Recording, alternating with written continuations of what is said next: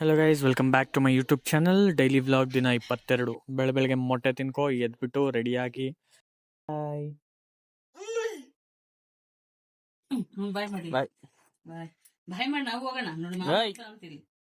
ಬಾಯ್. ಇದು ಆಕ್ಚುಲಿ ಚೆನ್ನಾಗಿರೋದು. ಅವನಿಗೆ ಬಾಯ್ ಮಾಡಿಬಿಟ್ಟು ಟ್ರಾಫಿಕಲ್ಲಿ ಒದ್ದಾಡ್ಕೊಂಡು ಸತ್ಕೊಂಡು ಬಂದೆ ಆಫೀಸ್ಗೆ. ಬಂದ್ಬಿಟ್ಟು ಏನಾಗುತ್ತೆ ನೋಡೋಣ ಅಂತ ಜೈಯನ್ನ ಹೋದೆ. ಕೆಲಸ ಮುಗಿಸ್ಕೊಂಡು ಬಂದೆ. ಜೀವನ ಕಷ್ಟ ಇದೆ ನೋಡಿ, ಇಲ್ಲಿ ಮಿಂಡ್ರಿಬೇಕು.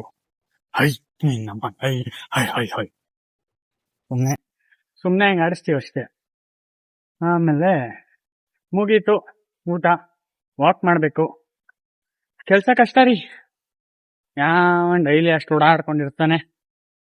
ಬಟ್ ಮಾಡಬೇಕು, ಜವಾಬ್ದಾರಿಗಳು. ಲಂಚ್ ಮುಗಿಸ್ಕೊಂಡು ಕಾರ್ಡಿಯೋ ಮುಚ್ಕೊಳ್ಳೋ ಅಷ್ಟೊತ್ತಿಗೆ ಸಂಜೆ ಆಗೋಗ್ಬಿಡ್ತದೆ. ಅದು ಹೆಂಗೆ ಆಗುತ್ತೋ ಟೈಮು.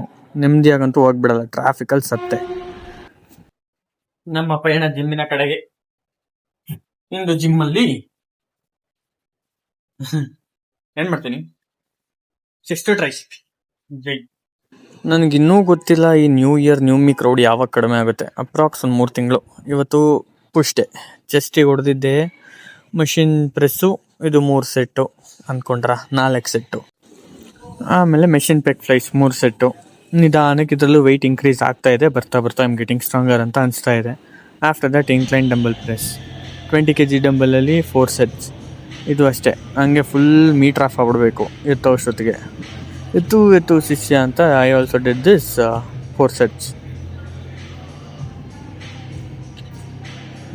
ಇದು ಮುಗಿಸ್ಕೊಂಡ್ಬಿಟ್ಟು ನೆಕ್ಸ್ಟ್ ಸ್ಕಲ್ ಕ್ರಷರ್ ಮಾಡೋಣ ಅಂತ ಹೋದೆ ಟ್ರೈಸೆಪ್ಸ್ಗೆ.